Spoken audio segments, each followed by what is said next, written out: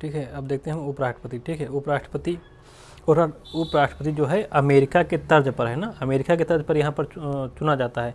ये आधिकारिक क्रम में राष्ट्रपति के बाद आता है। अगर हम इसका क्रम देखें तो सबसे नंबर 1 राष्ट्रपति, उसके बाद उपराष्ट्रपति आता है। ये अमेरिका के तर्ज पर यहाँ पर पद क्रिएट किया गया है भारत में।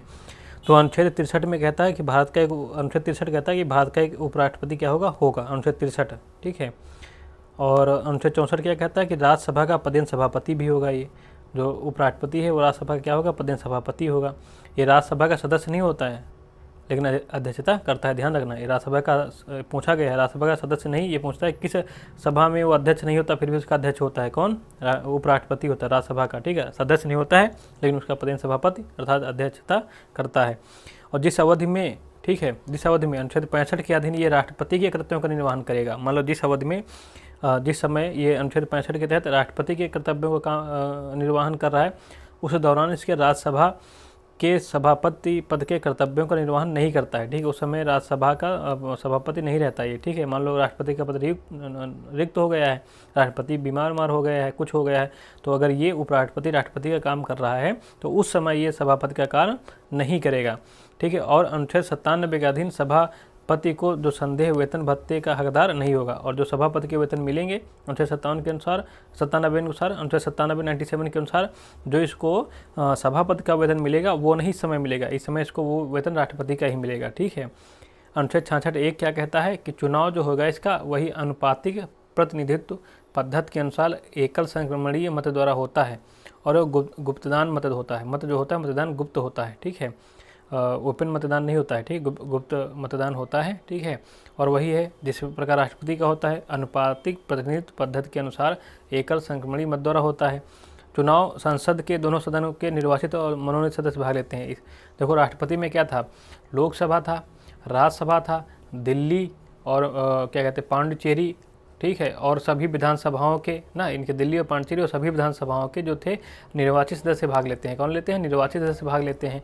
लेकिन इसमें क्या होगा, केवल लोकसभा और राज्यसभा के ही, चाहे वो निर्वाचित हों या फिर मनोनीत हों, दोनों इसमें क्या लेंगे, भाग लेंगे। ठीक है, इसमें राज्यसभा से वो क्या कहते हैं राज्य विधानसभाओं का कोई मतलब इसमें नहीं रहता, ध्यान रखना।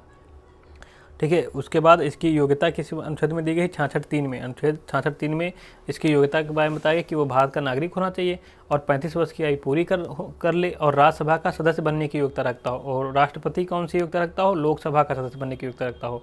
और ये उपराष्ट्रपति क्या है, राज्यसभा का सदस्य बनने की योग्यता रखता हो। वर्तमान में राज्यसभा के सभापति के पद के लिए वेतन कितना है, 4 लाख रुपये। इस समय अगर देखा जाए वर्तमान में तो राज्यसभा का जो सभापति होगा उसका वेतन कितना मिलता है, 4 लाख रुपए मिलता है।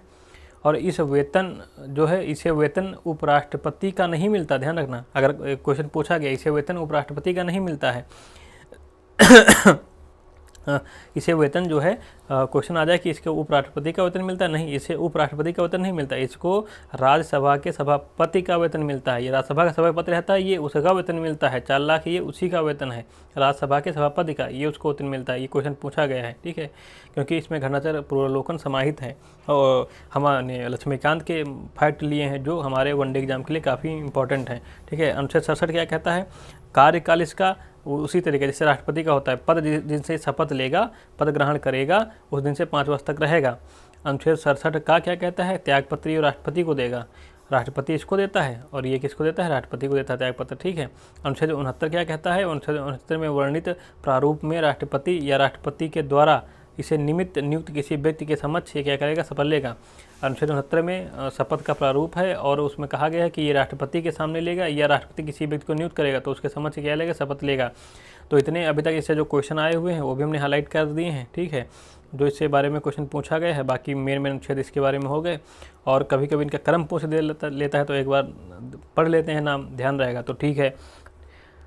जैसे नंबर 1 पे हमारे सबसे पहले उपराष्ट्रपति कौन बने थे, डॉक्टर राधा कृष्ण बने थे, डॉक्टर सर्वपल्ली राधाकृष्णन बने थे।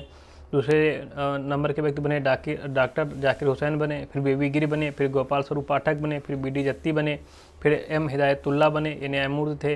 ठीक है, और फिर आर वेंकटरमण बने, शंकर दयाल शर्मा बने, के आर नारायण बने, डॉक्टर के कृष्णकांत बने, भैरव सिंह शेखावत बने, मोहम्मद हामिद अंसारी बने, फिर वेंकैया नायडू बने। इस समय जगदीप धनखड़ हैं, ठीक है। 14वें व्यक्ति कौन है, 2022 से अभी तक हैं, आगे चल रहे हैं जगदीप धनखड़।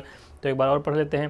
सबसे पहले डॉक्टर सर्वपल्ली राधाकृष्णन, फिर जाकिर हुसैन, फिर वीवी गिर, फिर गोपाल स्वरूप पाठक, फिर डी जत्ती, फिर एम हिदायतुल्ला न्यायमूर्ति, फिर आर वेंकटरमण, फिर शंकर दयाल शर्मा, फिर के आर नारायण, फिर डॉक्टर के कृष्णकांत, फिर भैरव सिंह शेखावत और मोहम्मद हाफिज अंसारी फिर इसके बाद बने। फिर वेंकैया नायडू बने। उसके बाद इस समय वर्तमान में कौन है, 14 नंबर के व्यक्ति हैं जगदीप धनखड़। ये हमारे उपराष्ट्र के बारे में हो गया पढ़ना, ठीक है। इससे भी क्वेश्चन पूछ देता है। जय हिंद, जय भारत।